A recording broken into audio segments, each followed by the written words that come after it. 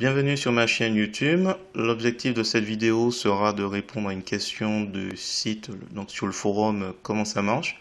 Donc quelqu'un qui a posté ce dessin un peu crayonné, donc avec des petites reprises. Donc l'idée c'est de montrer comment avec GIMP on peut passer de ce résultat à ce résultat, donc à l'aide de 4 étapes que je vais détailler. Si vous avez apprécié à la fin de cette vidéo mes explications, je vous remercie de me mettre un pouce vers le haut et de me laisser un commentaire. Et sur ce, je vous souhaite un bon visionnage de ce tuto sur GIMP. Alors c'est parti, nous voici sur GIMP, la version 2.10.32. On va aller tout de suite sur le site où il y a la question, donc le site comment ça marche. Donc l'idée c'est que la question c'est Kiraxelix qui pose la question, qu'il a un dessin qui est scanné, voilà, un effet crayonné sur les bords. Ah ouais, il a utilisé le filtre par seuil et en fait il souhaiterait quelque chose qui se rapproche de quelque chose d'un peu plus lissé. Alors, ma petite proposition c'est que déjà on va récupérer son image, clic droit de la souris, copier l'image et on retourne dans GIMP pour faire édition, coller comme, nouvelle image. Donc là on a l'original. On va renommer le calque original. Je vais créer une copie de l'original et on va travailler dessus. Alors, comment on va faire? Donc, première chose, je vais utiliser filtre, flou, courbure moyenne. Et déjà, voilà, les éléments par défaut nous montrent. Alors, si je décoche l'aperçu, donc avant, après. Après, on va commencer peut-être à jouer, donc on regarde un petit peu, peut-être qu'il y a mieux. Hein.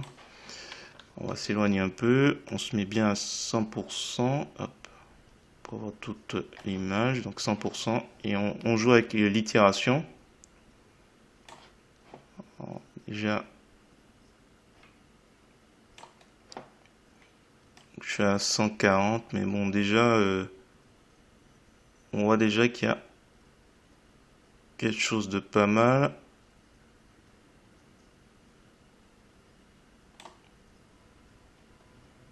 À 22. Je vais mettre 37. On valide. Première étape, donc flou, courbure, moyenne. Deuxième étape, seuil. Donc on va dans couleur, on descend à seuil. Donc là, on n'a plus rien.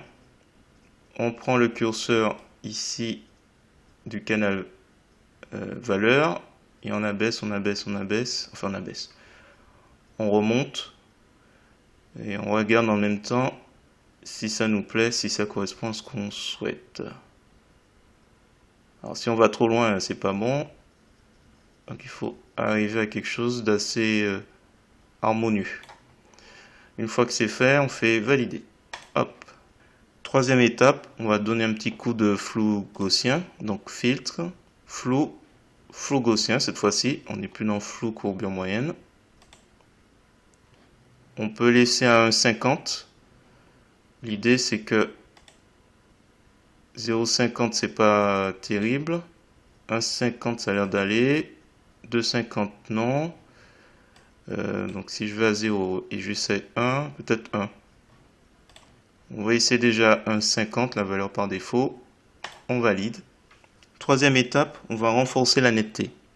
On revient dans filtre, amélioration, renforcer la netteté.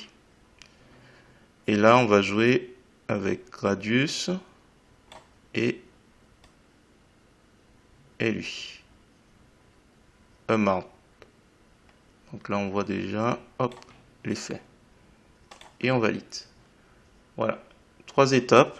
Donc pour rappel, flou courbure moyenne, seuil, flou gaussien et on renforce la netteté. Sachant qu'il n'y a que seuil en fait qui se trouve ici. Alors vous pouvez peut-être trouver d'autres méthodes je vais rechercher pour voir si je trouve d'autres méthodes, notamment avec Gmic, qui sait.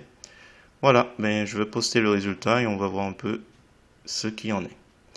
Si vous avez apprécié cette vidéo, donc pour rappel on est parti de cet exemple pour obtenir cet exemple.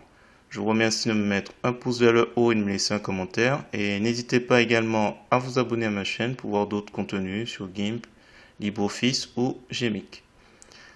Et sur ce, je vous dis à bientôt.